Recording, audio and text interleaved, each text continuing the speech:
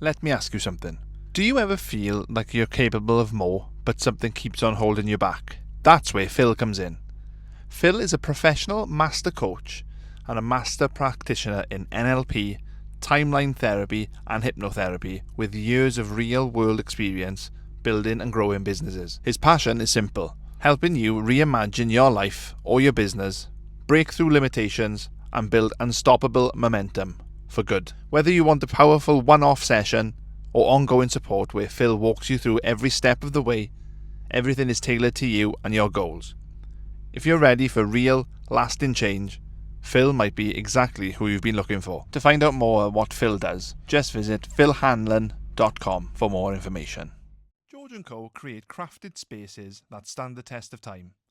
Royal Society of Architects Wales award winners and Wales Home of the Year regional winners. Featured on TV and in leading magazines, they are based in Merthyr and Swansea, designing exceptional homes across Wales. They proudly sponsor today's episode. Bit of a whirlwind of a start. Hour? Evening. Yeah. But we are back.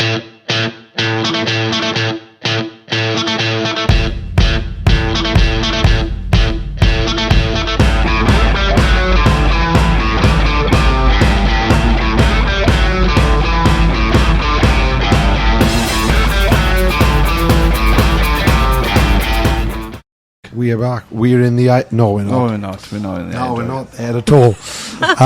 Yeah, funny thing with that. Maybe that's for another day.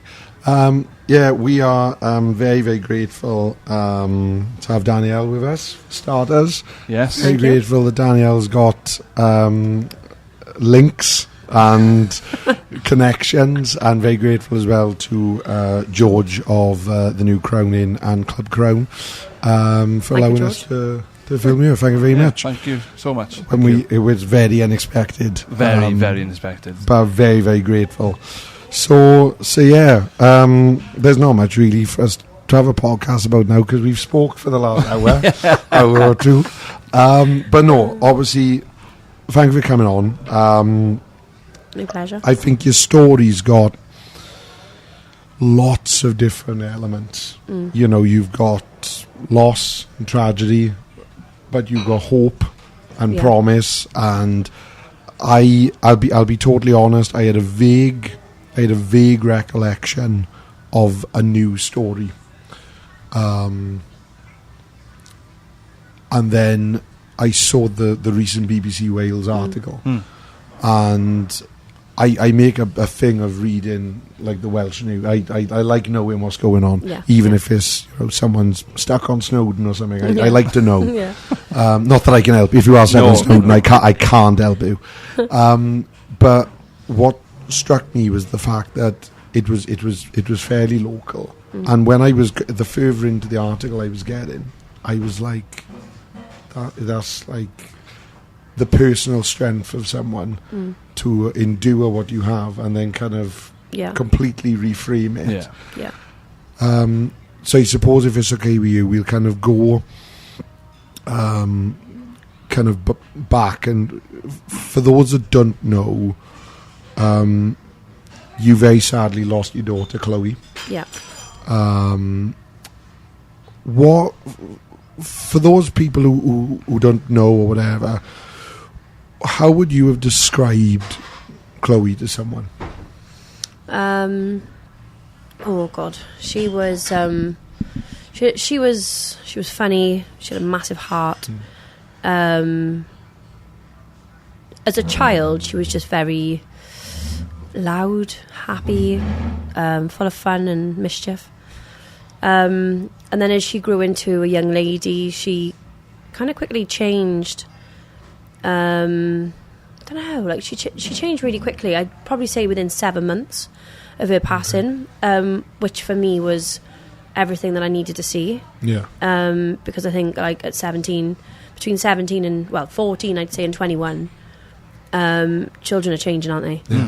You go through times where you don't get on, they hate you. You're constantly looking at where they are and you're worried about them, and they just go through that phase.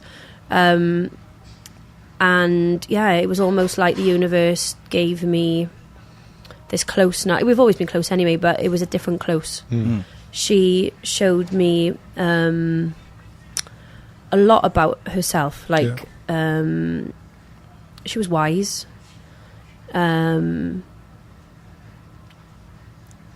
She I think if she'd been here now, she probably would have been in a different country. Enjoying life. She never took anything too seriously. But she was really grateful and really understanding of, I don't know, our relationship and our relationship, mother and daughter, and I don't know, she just appreciated everything that I'd ever done. And I, like, for a few years before she'd passed, you know, we've gone through a stage where, you know, I don't know, you normally bicker with them, don't you? And, you know, you try and explain to them, you know, I'm, you know, I discipline you, and you don't go very far because of X, Y, and Z. And then all of a sudden, she was like, "Oh yeah, I get it, Mum. You know, I can't believe, you know, how I would be, and but I get it. You know, I know that you love me, and I know that, you know, you just wanted the best for me." So I don't know, little things like that come through, don't they? You know, I don't know. She was just, I don't know. She was like a child at heart, but wise. Yeah. Can't really describe it, but she was just old beyond her years. Yeah, but really out there with feeling people, you know, and I suppose she was a little bit like me. She trusted people maybe when she shouldn't have, you know. But yeah, she was just full of joy and love, and she was just amazing. So, like, before we go into like the kind of the thing of how she got taken away and how it happened and whatnot, I've got a young daughter myself.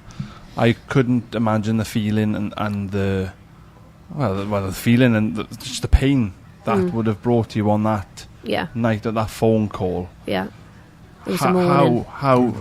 Oh yeah, the morning. That's right. Yeah.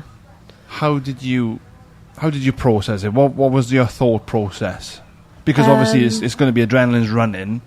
I don't think you wouldn't be able to think straight. But then you wouldn't. It's probably like a bad dream, or that's what it felt like. It didn't feel real. It obviously in the morning we were looking for her before the police came. Her friend had called me and said, "Oh, she can't get hold of Chloe. Is she there?" And I said, "No, she should have been with you." And we were ringing, you know, this person that she'd called off the phone to her because she'd known her friend's number. Tried ringing that back. They didn't have a clue who we were. And then I think within 10 minutes, the police knocked the door. It was about 9:30 in the morning, and they didn't even know who I was. They asked me if I was Amanda. So, so to begin with, the whole thing was just like confusing. Mistaken identity, you know. Yeah, it's obviously it's the wrong house. So. Yeah, I didn't think for a second that it was to do with Chloe. Yeah. Even though I was looking for her, it still didn't register like that it would be anything to do with Chloe. And that they kind of went back to the van and they were like, "Right, we're going to have to find out who you are and link you to the person that we're trying to, you know, speak to you about." And I'm like, okay. They came back then and they said, "Is Chloe Heyman, you know, a relation to you?" And I said, "Yeah, she's my daughter." I said, "Why, where is she?" And they said she's been involved in a car accident, and it was fatal. I said, "What do you mean it was fatal?" And those words didn't register. I said, "What do you mean it was fatal?" And they said, "Well, she's passed away." And those words, it's funny because, like, you know, when you have awareness, you know that when you bring up something, it triggers a memory in the body that then brings in an emotion. And I just don't think that feeling ever goes away because it memorises that feeling. And I just remember at the time thinking, this can't be real. Like, she's mine. You know, like there's no way you can take her away. Like, there's no way she can't not be here. Honestly, I can't even now. It's hard to process that somebody that has been in your life for 17 years has just gone. And like at that point, I didn't know. I didn't understand it. I didn't understand how, why, how did we get into that situation? How did she get into that situation? I didn't know anything. Thank you. But all I remember thinking is, what now? Yeah. Like, you're still in my house. I've got no one in the house with me. And I was just waiting for them to say something to me. I don't know what, but I was just standing there like, oh my God, I couldn't breathe properly. No. I remember going over to my staircase. I had little shorts on and like a bralette, like a gym top. And I remember looking at my staircase, and I sat down on it, and I just put my head onto the stairs, and I just thought, this can't be happening. Like, I was having a conversation with myself. Yeah. They sat on my sofa, and they're like, right, is there anyone we can ring to come and sit with you? I said, what? What do you mean? You can't just leave me by here?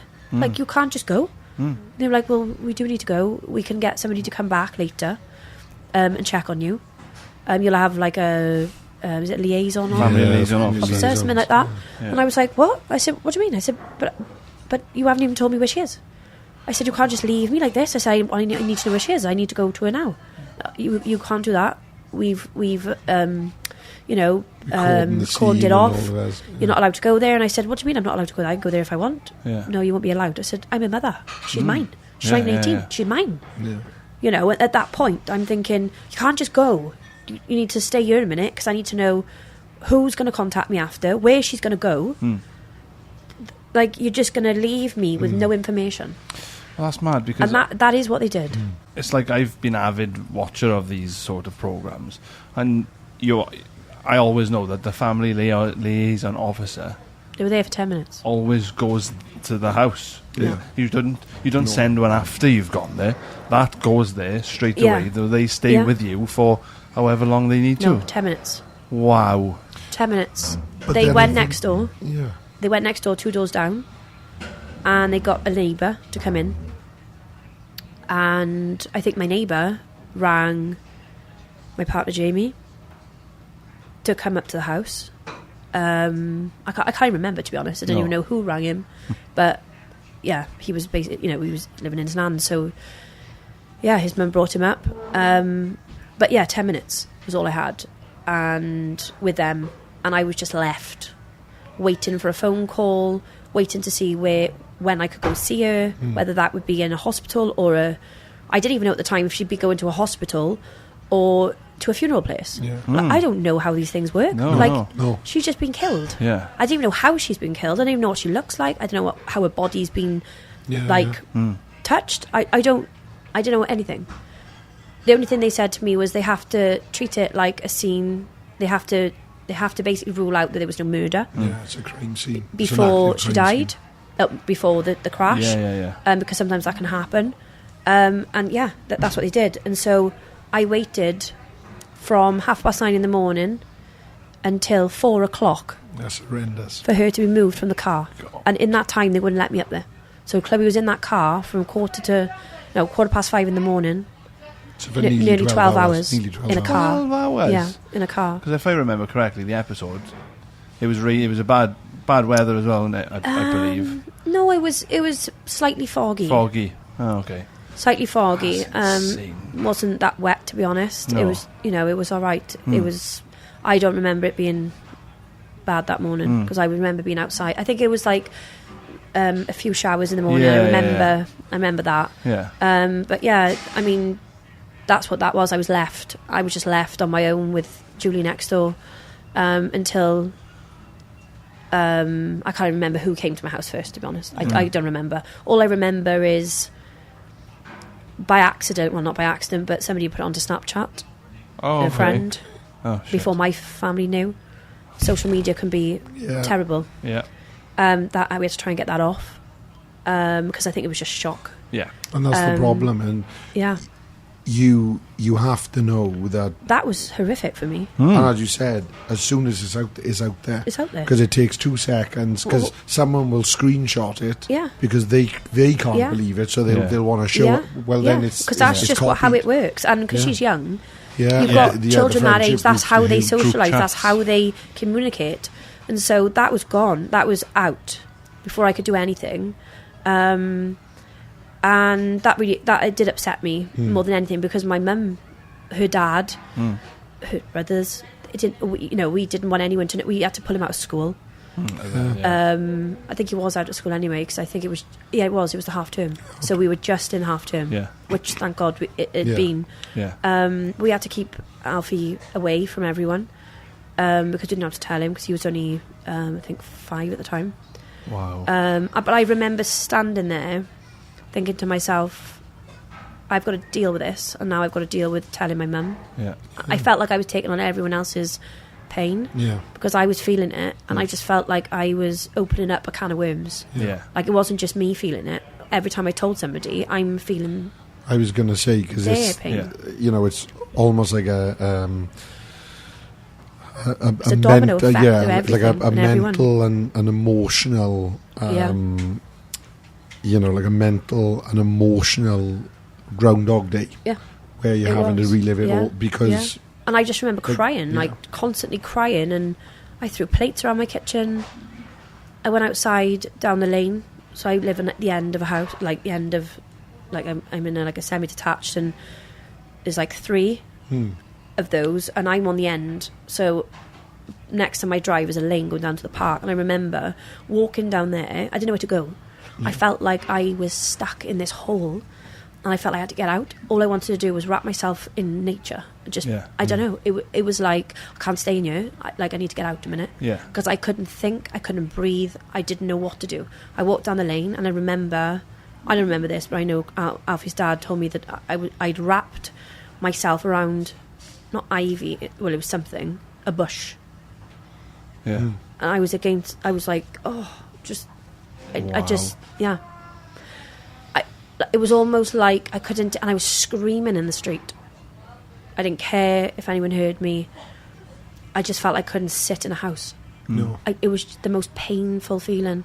And I suppose I didn't know what to do. And it's not like all deaths and tragedies like that. They are taken out of your hands, but I think you expect older people to pass at a point, or if there's a long illness or something, but it's the suddenness. It's like, how can that be taken from me? How can life be taken from her?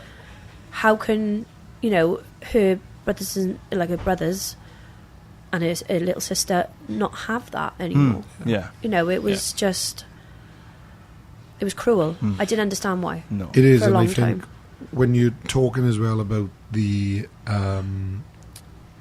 police element, we've had a couple of guests who have lost immediate family members,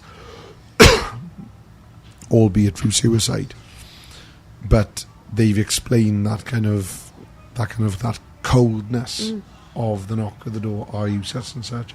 Use this news. Anyone we can ring. And then they go. You said you just left to your own devices, and I get. And I get you can't do much with that, I suppose, but still, though, you expect. I think the worst thing for us was that we had to give a statement about Chloe within 3-4 hours. Otherwise, the newspaper would have written one for me. Oh, you don't know. So do you know to do those things as well? And just not to have any idea of how to go through it all. And I suppose because prior to Chloe's death, I had woke up, cold water, just being awakened in life in general. I think that put me to the test, to trust the process. And I'm one of these people, I'm not linear at all, thank God. And I'm really proud that I'm not, because I know in my life, even family have said, Christ, why can't you just stick at this and do this and be more organised and all of that? But actually I'm so glad that I'm not, because I was able to, even though it was painful, I was able to deal with things and change as they change. And trust me, like, lots of things change very quickly with death. And I think for me, the whole process was difficult, but I made sure that I did everything that I wanted to do, and not what somebody told me to do. Okay. As far as like funeral, I dressed Chloe. Okay. So she'd had a post-mortem, and after a week, obviously she was taken back to the Grange, and I said to them, before she goes to the funeral directors, can you let me know when she's going to be travelling? I just said to them that I wasn't happy with the two guys there getting her dressed. As soon Fair as she enough. came into the car, from the car into the vicinity, I said that I wanted to see her, I wanted to dress her, clean her, put her pyjamas on her, and I wanted to put her in the coffin, and I did all that. Oh wow, well, that's Yeah, well. I did that with my friend Katie, like, and I'm so grateful to her to do that. Like, I know, I've got great friends, but it takes somebody to do that anyway. You Yeah. know, that is able to just get on with it, and yeah, she was, Yeah, because how how do you even? I had to. It was like kind of Chloe was talking to me. Yeah. I'm gonna say it was how do you even kind of approach that situation? Like I had a very very good friend of mine who his dad passed away recently, and he kind of cared for him right up to the end. It was a very discreet illness, very discreet time, but when he passed away, his brother-in-law is a funeral director, and his brother-in-law did the funeral, and I always think, Christ, that must be. How do you Do you know? I don't think many people know what goes on that side of things, and it opened my eyes. I bet. I didn't like anything I saw. No. I'll be honest with you. Yeah. I did have to take a lot of it to the NHS. Oh, okay. There were certain things that I saw that I wasn't okay with. I don't know if we're allowed to say this on here. Your episode. But yeah, when I saw Chloe, there were things that weren't right on her body that I'd asked why. There were like incisions. Okay. I felt there were things missing. Okay. Right. And yeah, they told me that they cleaned her from head to foot. They didn't. Oh, okay. Because if they had, they wouldn't have had to have got makeup wipes out of my car to clean her entire body. Right. Oh, okay. So had I not seen that part of Chloe, I know I would have been going back and forth with pyjamas. Yeah. Because when okay. I cleaned her and put her pyjamas on, there was still marks all over them. Oh, okay. Do you know what I'm saying? So I just thought it was just a really, really bad case of, what's the word? With disrespect, really. It was Yeah, like and just- malpractice almost. Just It was like hadn't neglect. looked after. Yeah, neglect. I think just not cleaned her properly. Her hair was still full of the powder stuff from the car. There was blood all in her hair. They hadn't washed it. Her skin was just full of blood. You know, and they said that before they leave autopsies, they do have to clean them ready, so that when they go to funeral directors, they just get them dressed and put the makeup on or do their hair. And when I got to the funeral directors, I said, oh, well, can we wash her? Or they said, oh, we don't do that here. And I said, oh, right, well, she can't get dressed like that. I said, she's smelling, you know. It was horrific. And you know, if I hadn't have seen that side of it, I know I would have been turning up there, like, not happy. So it's almost like the universe said, go and do that to avoid maybe trauma, Well, yeah. deeper trauma that I would have seen. And I suppose you had that one-to-one that would people have on a hospital bed or something like that. Well, they wouldn't have done it. They Well, wouldn't no. have cleaned her. They wouldn't. No. They don't do that. No, but I think that aided you in your kind of recovery then. Yeah. That you had that special moment together. to make then. sure that she had her dignity. Yeah. I was Yeah. able to give that to her. Obviously, she'd had her heart. Obviously, the car crash when they hit the curb. The castle grid had like a railing. The railing had gone through the window and actually pierced her heart. So there was a hole in her heart. Obviously, that's what killed her, revulsion. And obviously, when I saw her, that had been seeping. So had you put pyjamas on, it would have just come through the pyjamas. Okay. So we had to use, and I'd be honest with you, you know, like they had animal pads in the space. That's all they had Oh wow. for me to put on top. Oh wow. This is what we're talking about when somebody dies. If you don't know, there's a lot we don't know. Yeah, and I think the thing is, you know, is as you said, That's what I had to put there in a before her pyjamas went on. in an odd way, you were fortunate. I was fortunate to see these see it issues so that you could I could address put them them. right. Yeah. But then it does make you think kind of how many other individuals unknowingly, Yeah. you know, that's Yeah, the yeah. situation Yeah. for some people. Going through everything, even just like, you know, just that on its own is It's harrowing, isn't it? It's awful. You know, like the size of a coffin. Yeah. So he put her in there, and he's like trying to pull her foot up to make sure her body's in there. It's like, what are you doing? Yeah. You can't just squeeze her foot up. Get a bigger box. You don't even realise that you're paying Wow. for a box that doesn't even get Fit. burnt either. They just No, put it that's back in right. there and they use them again. Yeah. Oh, really? Yeah. I didn't know that. You didn't know that, did you? No. Yeah, no. Yeah. Wow. Yeah, that's why some people are like, oh, I may as well just do like the, what they call them now? Wicker like, ones. Wicker. yeah, wicker ones are okay. biodegradable. I didn't know that until afterwards. Yeah. Oh, wow. No, I had. So I there's had little heard things that. like that. I Yeah, just yeah. think, like, you are. It's awful. It's Wow. awful what they charge you. It's like there's no dignity. So, It's just another like things like that. You just don't. Yeah, you don't know. see that side No, of it. no. And those things you have to deal with as a parent. You haven't just lost her. You're dealing with all this other stuff Yeah. going on. Yeah. You know. which kind of leads me into a kind of a question then, which, if you want to answer, then that's totally fine. Is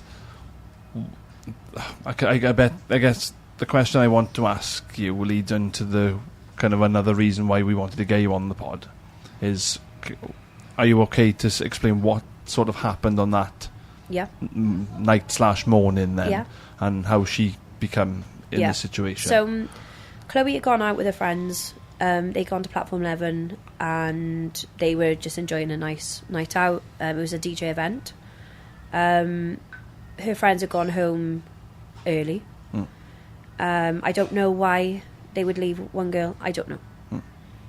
And I don't want to put too much like of a spotlight on that. No. But I do also want to say that you shouldn't ever leave your friends because, you know, girl code Yeah. and man Yeah, code, yeah. like nobody really should be leaving anyone anywhere. No.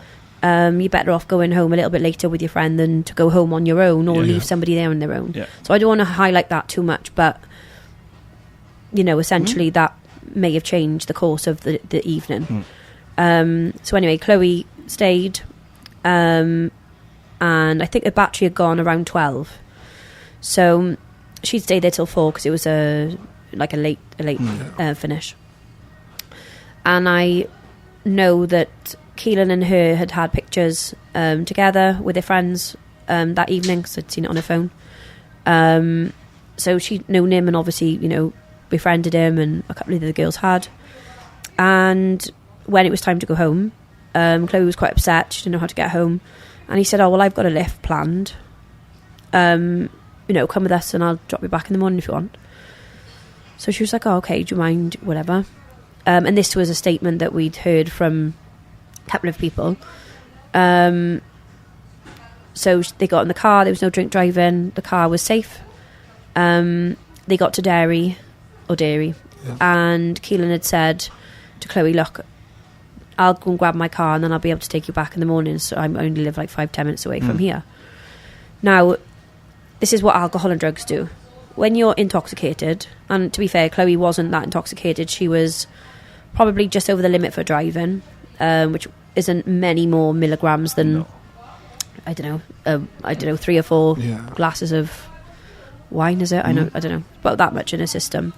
But it was still enough for her not to make the right choice. Or was it that she was under pressure? So she thought, well, I don't know these guys in the car. I only know you.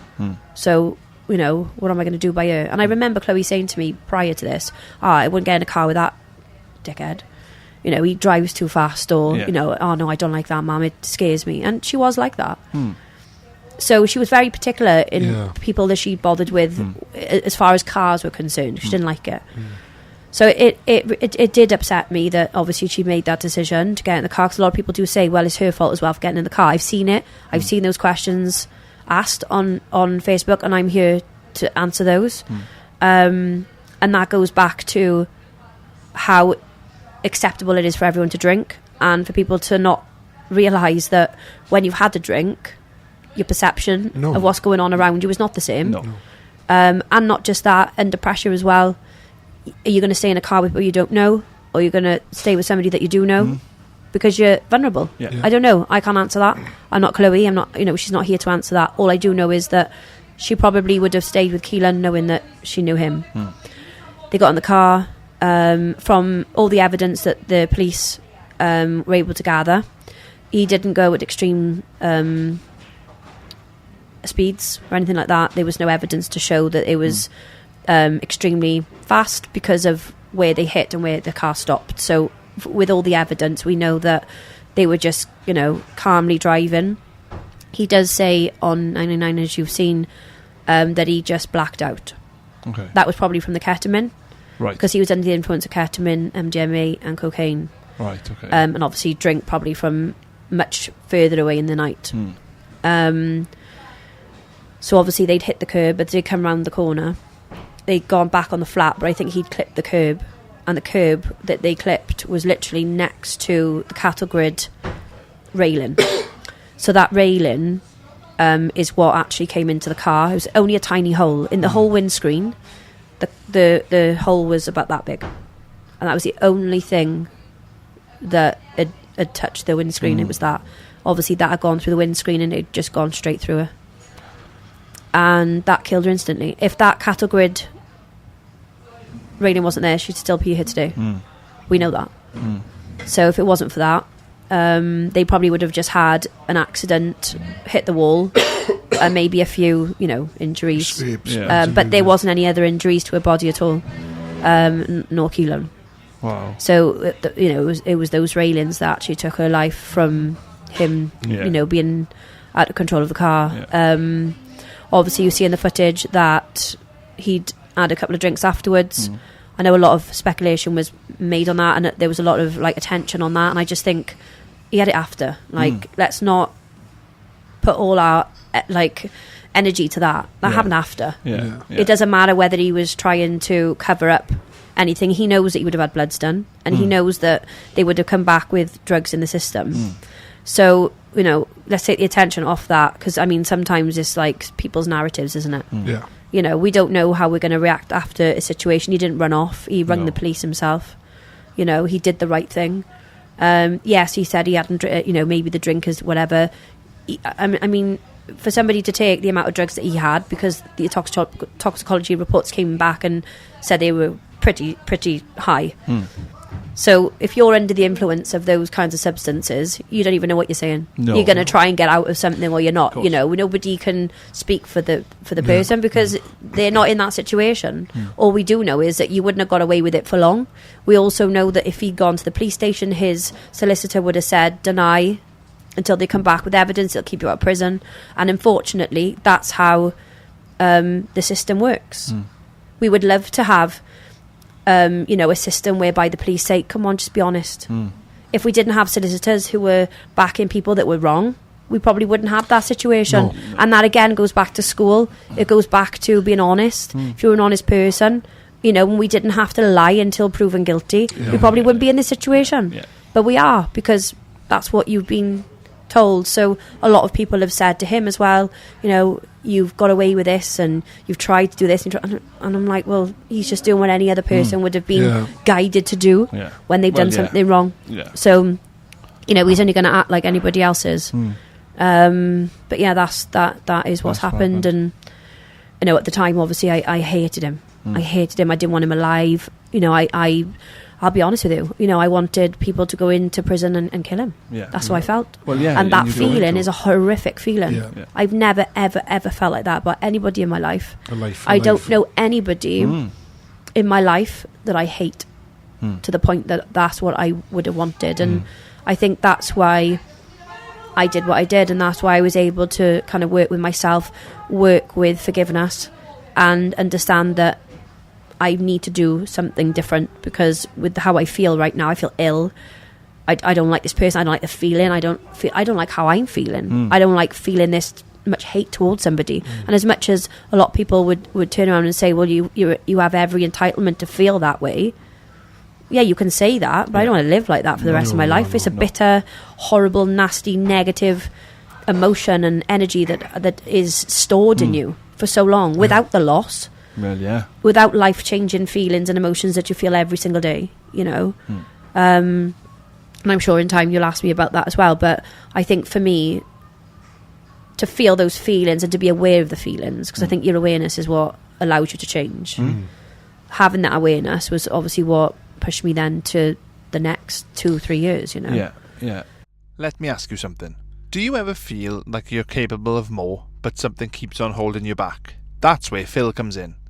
Phil is a professional master coach and a master practitioner in NLP, timeline therapy and hypnotherapy with years of real-world experience building and growing businesses. His passion is simple: helping you reimagine your life or your business, break through limitations and build unstoppable momentum for good. Whether you want a powerful one-off session or ongoing support where Phil walks you through every step of the way, everything is tailored to you and your goals.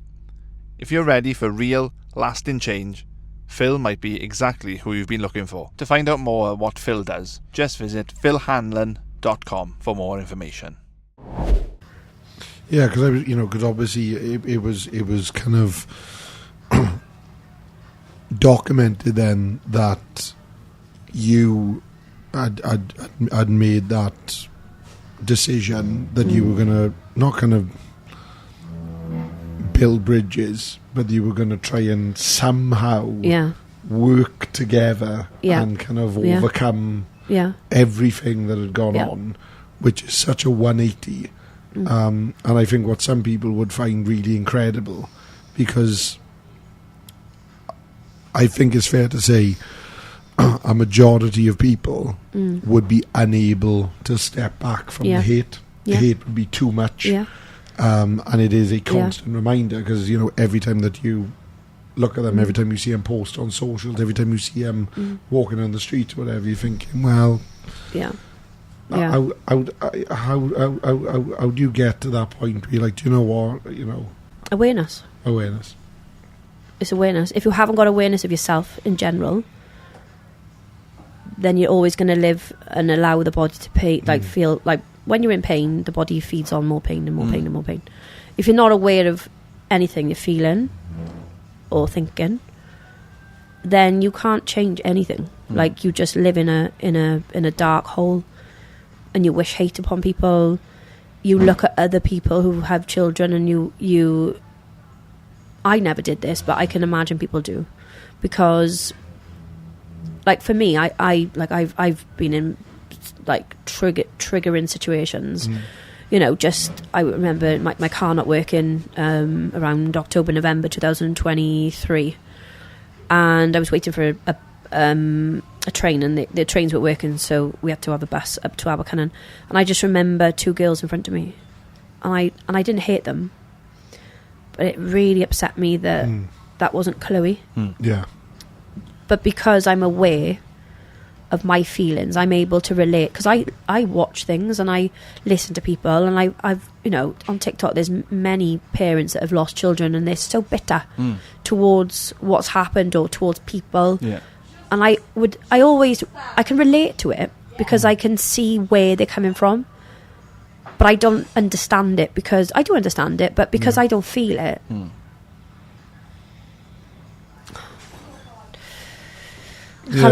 Like, I know it happens. I know that people can hate. I know that people can begrudge. I don't, because there's too much joy and love and compassion in me to not do that, and awareness. But I know that can really take its toll if you haven't. And so you hate everyone around you, don't you? Like now, with him now, because obviously. So in 2000, and I can't think what year it was. I think it was 2024. So 2 years after he was in prison, I decided to, because I wanted to speak to him before he went to prison, but obviously they said no. We would advise not to. And I spoke to the probation officer, and I said, look, I want to be able to talk to him. I want to be able to send him a letter. There's questions I want answering at the end of the day of the crash, which I can only get from him. The police weren't able to answer anything. And when they did, it was kind of like, I had to look on Google and see what that looked like before. They didn't tell me that happened to Chloe. They didn't tell me how she died. They didn't tell me what she looked like when they saw her. They didn't tell me any of that. I had to ask for pictures to be taken. I had to ask them, could this have been the cause? They didn't tell me anything. I had to go look for that. I looked on Google. I went up there the night that she died. So the morning she died, I went up there in the evening and looked at the crime scene. And I just saw triangles on the side. And I thought, right, okay, well, must have been something there. Went back on Google, looked at the grid, the map, and you work it out. Because if they can't give you the answers, you're looking for answers because you need closure. Well, yeah.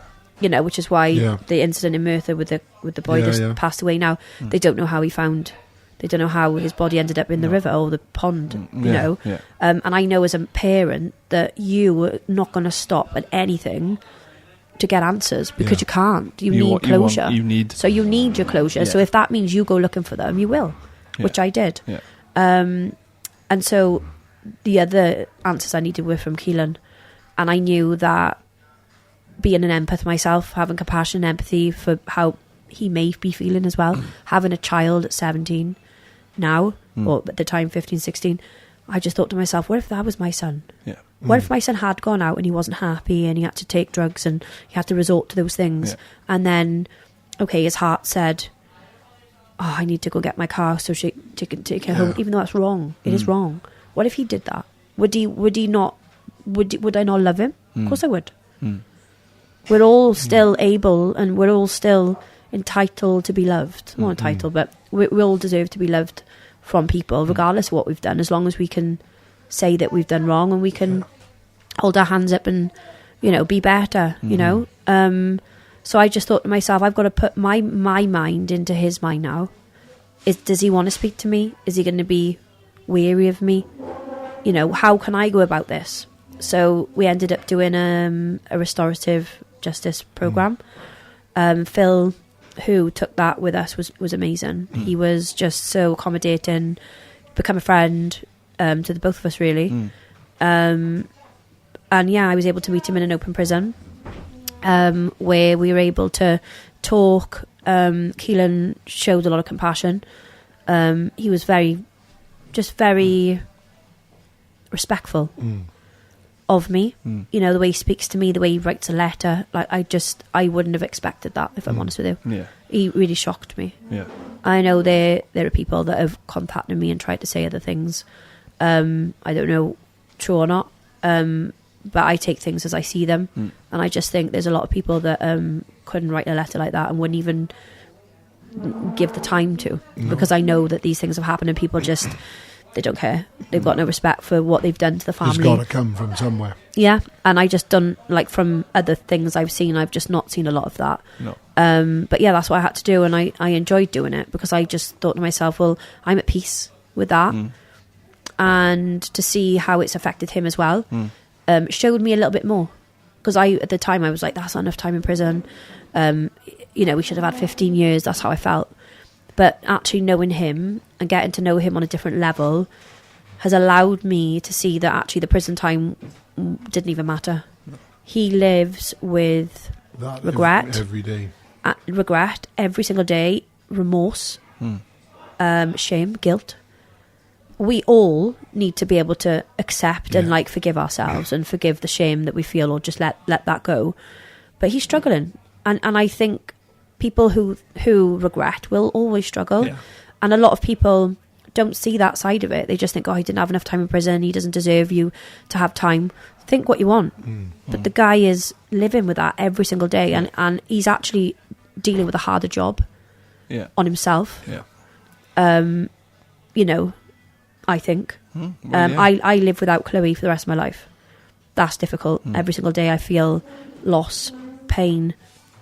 No, I've even not now, but I've even thought of what can I do just to not be here, not to feel this. You know, it's not a nice feeling at all. You just want to run away from everything. And I've been open with my parents and said, you know, I've often wished that somebody would just take me. Not I wouldn't kill myself, but I've often thought, you know, how can you just let me go, you know, and just be free and just not in this pain anymore. But you move through it, you know.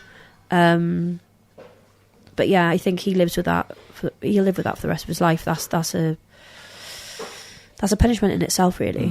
For as long as he's going to allow that to happen, you know. Well, it's kind of like the fact that he's, and that's what I want people to know. Well, because that stops people from doing those things. Yeah, well, hopefully.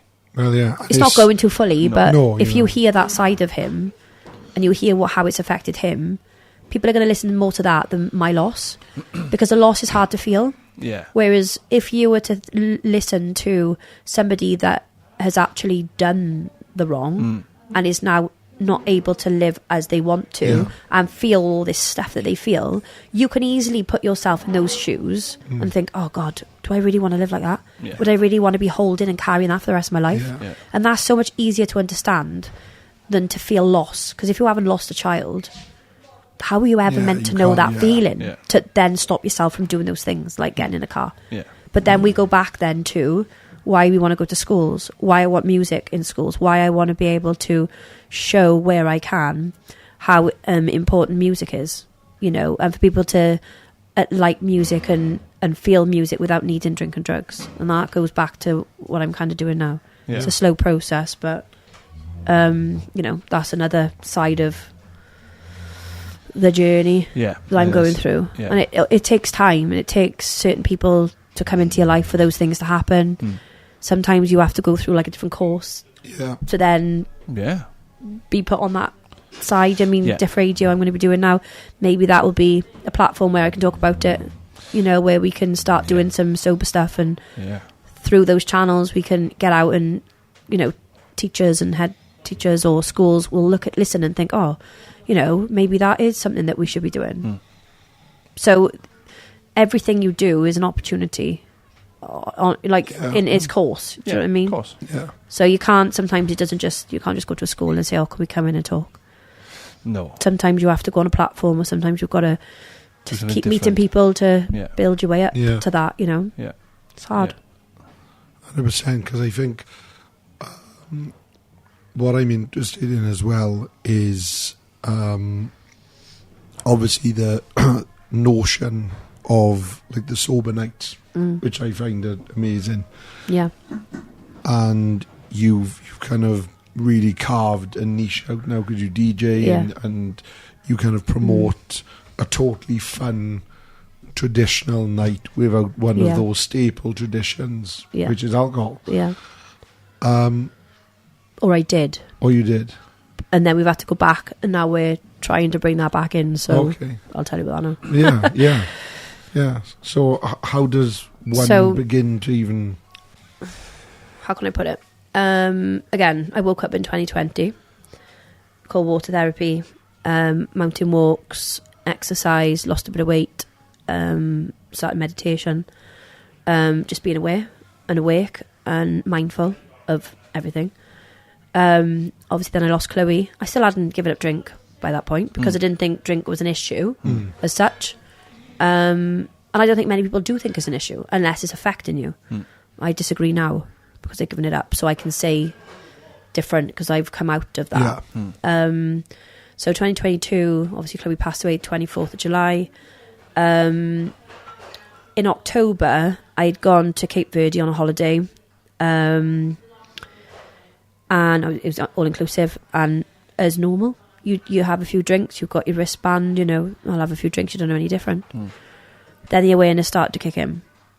So when Chloe had passed, on the day she'd passed, I had a white butterfly in my house at 11 o'clock in the night. On the Monday night, there was a green one. Got videos, photos. Actually come and sat on my arm.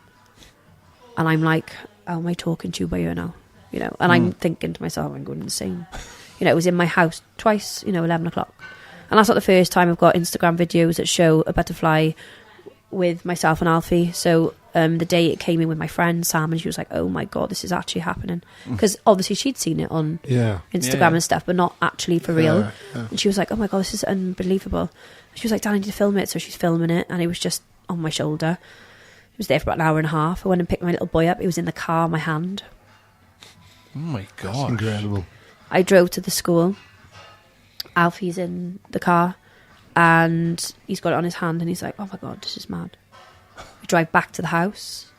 I go home. Butterfly's still on me. Start hoovering. It's on my shoulder. Jamie comes in. He's like, is everything right? How is this happening? How are you hoovering with a butterfly on? Like, it's loud. And I'm like, I don't know.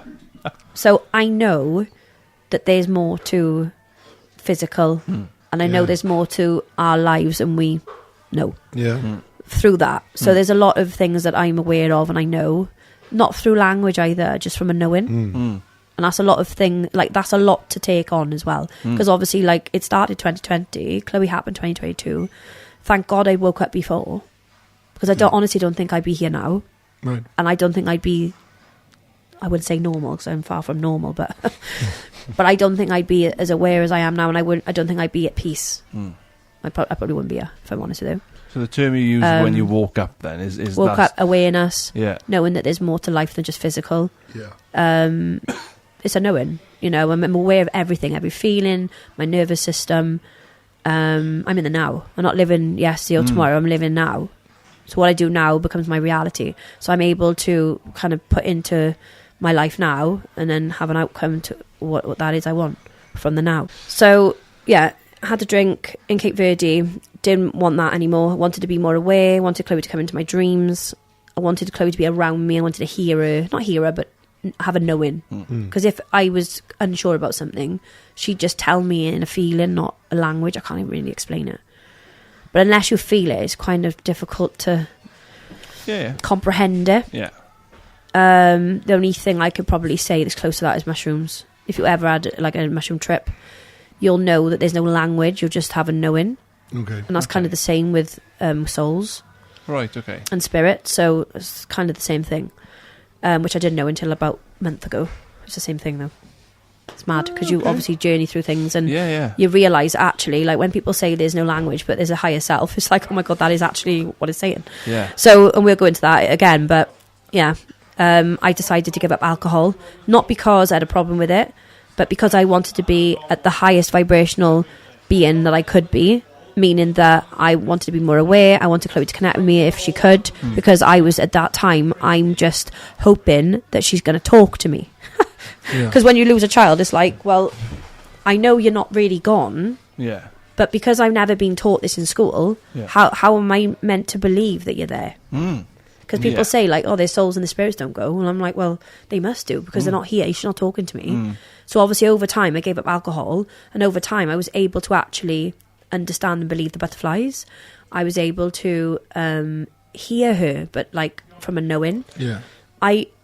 I can sometimes dance and sing and actually sound like her and move like she would, but that wouldn't be from me trying. It just comes to me. Right, okay. I've had dreams where she's come in. I've had loads of things happen, like crazy things happen. I gave up alcohol. Obviously, when I gave up alcohol, I'd gone out with my friend once, not to drink, just to listen to music because we love music, and I felt suicidal. And I thought, oh my God, what am I going to do? I don't drink. But now I feel like I'm going to have to because I can't listen to music now. Music was like everything to us, me and Chloe, all my family, Chloe, we've all been brought up with music. And all of a sudden, I'm like, I can't listen to it anymore. It's painful. It's hurting me. I can't do it. So I come away from music for about 3-4 months, found it really difficult, extremely difficult, really. And then my friend Gemma said to me, right, I've got this ticket. I'm not going to like this women's circle, but I've got a ticket for something else called a static dance. Do you want to come? And I thought, no, I don't know. I don't think I could do that. She said, we'll have a little read now. She said, and let me know. I've got a free ticket. So I had a look on there and it said, oh, you know, they're going to be doing a cacao circle. And I thought, oh, cacao. I've already bought cacao. What's this? I'm going for that. So I started drinking cacao, which is a raw chocolate, which is full of anandamide, which is a bliss molecule. It's anti-inflammatory, antioxidant. It helps you to stay younger from stem cells. It produces through the oxygen and stuff. It's just an amazing thing. Yeah. You know, I sell it as well. So it's part of my journey. Okay. So when I seen this cacao, I thought, I'm going to this. I want to sit in the circle. I want to see what everyone knows about it. So I turned up to this place. Everyone takes their shoes off. They greeted me. I felt really lovely. I felt like, what did I feel like? I felt one. I didn't feel alone. I felt safe. Nobody was drinking. Nobody was taking drugs. I felt really safe in that space, in that situation. Drank the cacao, all sat in a circle. Music starts. And I'm like, oh my God, this is mad. And the woman's prompting you then. And she's saying things like, right, close your eyes. Be aware of any boundaries that you may feel whereby you can't move or you feel a bit awkward moving your arms, and ask yourself why. Or, firstly, just become aware of whatever you're holding back. Why can't you dance? Why can't you throw your arms up in the air? Why can't you jiggle your hips or move your arms and legs? And as she's prompting you, you're thinking, yeah, why can't I do that? and actually you feel stupid that you can't. So then you start moving because you don't want to be the one that's not. the one Yeah. not. So it's strange because you're so aware of everything that they're saying, but at the same time, music's on. And the music used is like a journey. This is like quite tribal, quite, I don't know, there's like sounds that, like natural sounds that naturally get your body to move. Like if you just threw like hard out in there or like something techno, you wouldn't want to do it, would you? No. But like it's gradual. So it helps you to like just, you know, little bounce and then over time you just start like throwing moves and you're just looking at yourself thinking, Christ, I look like I'm drunk, or, you know, I look like I'm off my face or something, because you just wouldn't expect you to look like that and to feel so free within yourself from nothing. Just you, music, and somebody prompting you. So I'll always be grateful to see Gypsy for that, because she's the person that gave me that experience. And I think in that moment I just thought, okay, I'm feeling this, and I know there's friends that wouldn't come here because they think that they weren't to do, or they think that they wouldn't be, how can I put it, somebody that would fit in. I don't think like that, because I don't look like that at people, but I know people will look at some way, like people and how they dress and think, oh no, it's not for me. And in that moment I just thought, this is magic. I need to learn to DJ so that I can take this to people that I know, because I want to encourage people to feel so free that they don't ever need to pick up alcohol again. Whatever I felt that night was, and it was euphoric. To the point that I wanted to cry because I was so happy and so proud of myself. And every single person in that room, they were hugging each other. It was just full of love. And there was no alcohol, no drink. I'm thinking, how is this even possible? So that's where the journey started with the music. So I actually went from somebody that music was just so involved in my life to somebody that couldn't even listen to it because it triggered me to not want to be here, to then being able to listen to it and be like, oh my God, I want to feel that feeling again. And I'm totally free. So it took me about 6-7 months. I was going down Pirate Studios just watching Jamie. And because he was a DJ, didn't even look at the decks and think, I'm going to be playing them one day. Would never have looked at it and thought that. I didn't even want to. But then in this moment, I'm thinking, I'm going to have to, because I want to bring this. I want to take this to schools. I want to take this to like AA and CA places, which I tried to get involved with going back a couple of years ago. So hard to get involved with it though.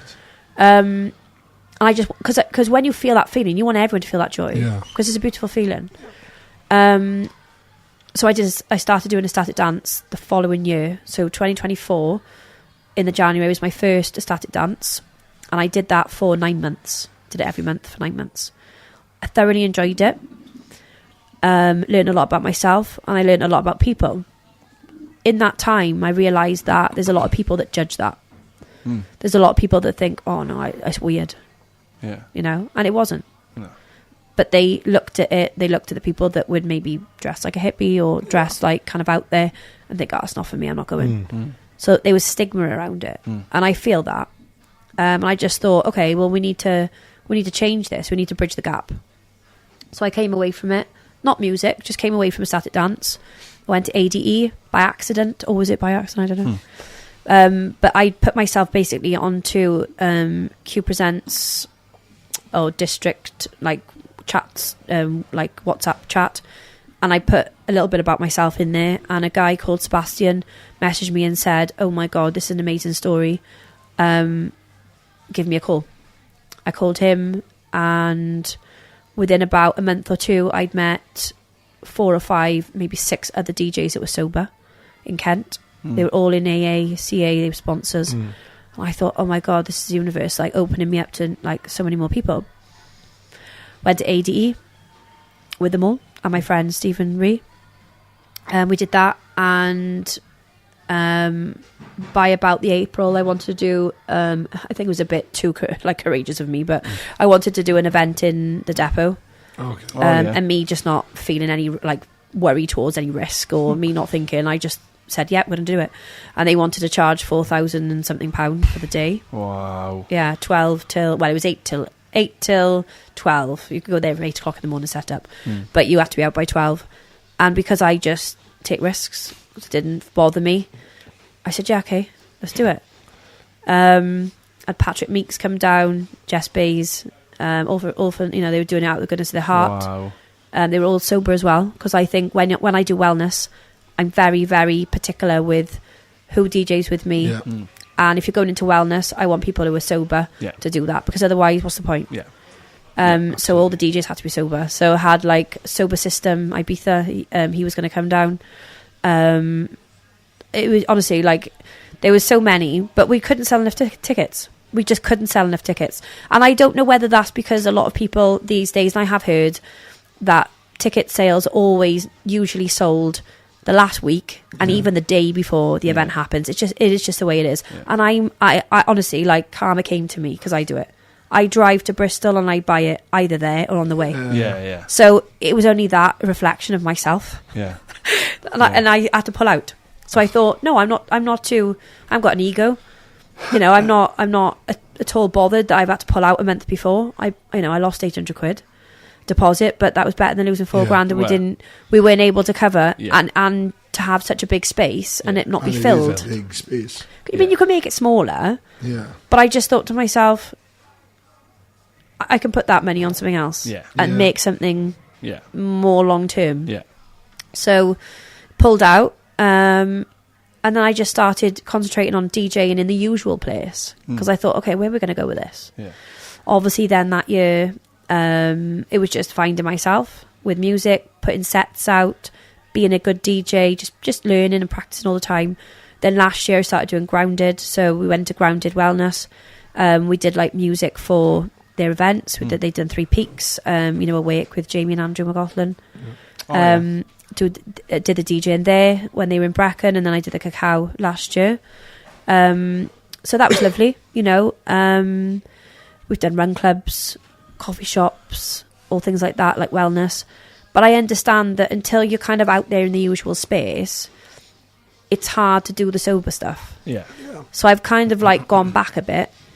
I went to an open deck called With the Secret Society, met loads of lovely DJs there, formed really good friendships, and quickly we all spoke about our dreams and what we wanted. And I just thought, right, I've got a company called Mandala that's wellness. I do also go into like usual places and DJ. And because I met people, such lovely souls, and you don't often see that with DJs, because you don't get that opportunity to meet others. No. Do you know what I mean? It's quite a closed, like, kind of society. Yeah.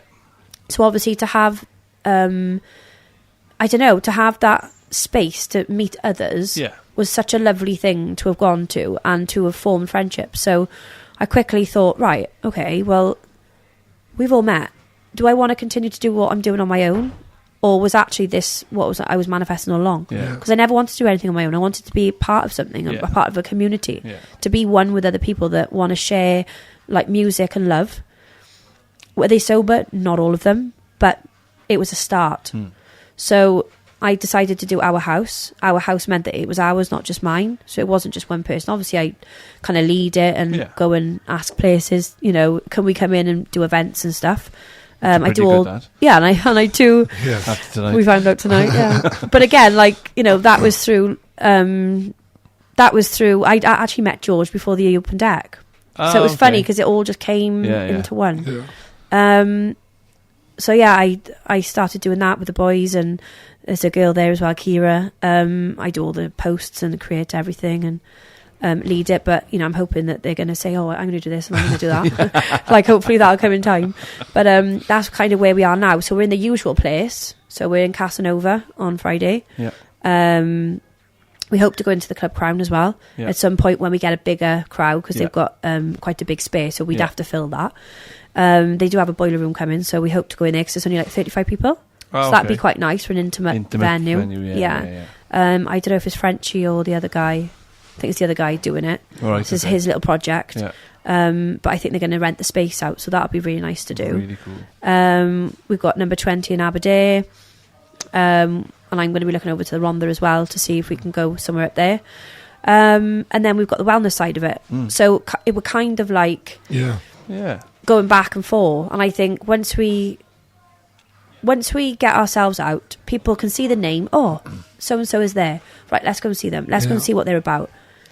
Once we've done that, when we then go into wellness spaces, I think people will be like, oh, they're in a wellness space, but there's some alcohol. Yeah. Oh, come on, we'll go and see what that's like. Yeah. It could work, it may not work. Yeah. But then obviously through this as well, we hope that we can just kind of like build something so that when we go into schools, they don't have to be like, you know, like not drinking. Yeah. I'm quite happy for a DJ to come in and they have a drink on a Friday, Saturday, come in and DJ and show the kids, you know, that we can still DJ, you can still dance and not Have need fun. drink and drugs, you know. And that's kind of my purpose Yes. in the end. And I think that the end goal is just to enjoy the journey, just to see what comes and to go with that. And then hopefully just one day grab a big venue and say, right, we want a sauna, you know, we want good food, yoga, sober DJs just banging on them tunes all day, you know, drip. You know, drip if you're watching, you can come and sponsor us. But, you know, just to get that out, you know. Just a big day with good wellness, you know. In a few years, if it all goes well, Yeah. you won't just be selling one day out in depth, or you'll be doing a full weekend. We don't know.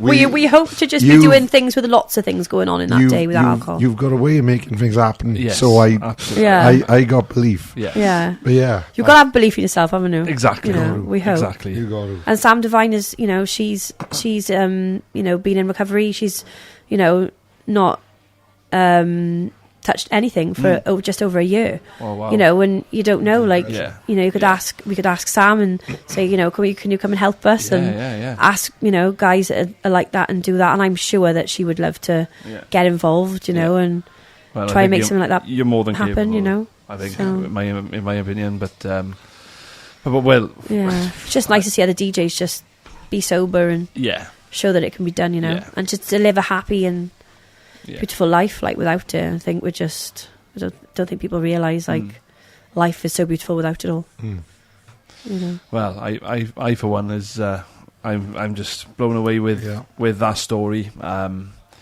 of something that's come out of some sort of such a big tragedy in your life.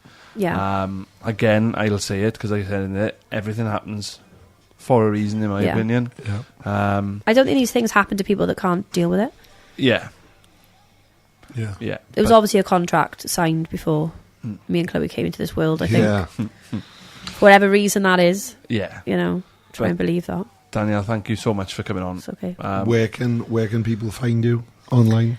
Not like where can people find you, like, in okay, so Finding You Happy is my personal account on Instagram. I don't really go on Facebook, to be honest. Things are on there because they automatically get shared on there.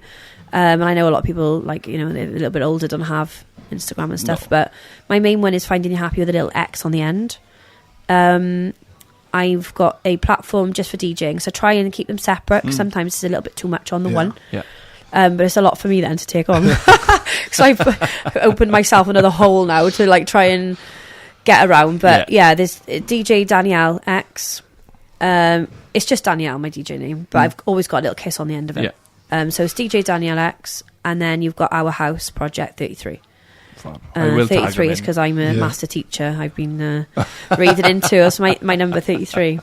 Go on, follow. Our Project 30. Our House Project 33. Finding You Happy and DJ Dannielle. Fab. Awesome. Oh, and I didn't say Diff Radio. Oh yes. So I'm going to be hosting on Diff Radio really soon, and that'll be nice because we can get other DJs to come on, and they can chat, you know, about their story, and like we said can off share camera, more about the sober side of that as well. Our good friend and past episode guest, Georgia Griffiths. Happening, George. She also does a show on Diff Radio too. So it'll be, I think, them paired together. I think. I think it'll be a very good. I will find you. Yes, I will find you, Georgia. But thank you very much again. Thank you for being so honest, open, so vulnerable. Thank you. Honest, we're really privileged. Yeah, absolutely.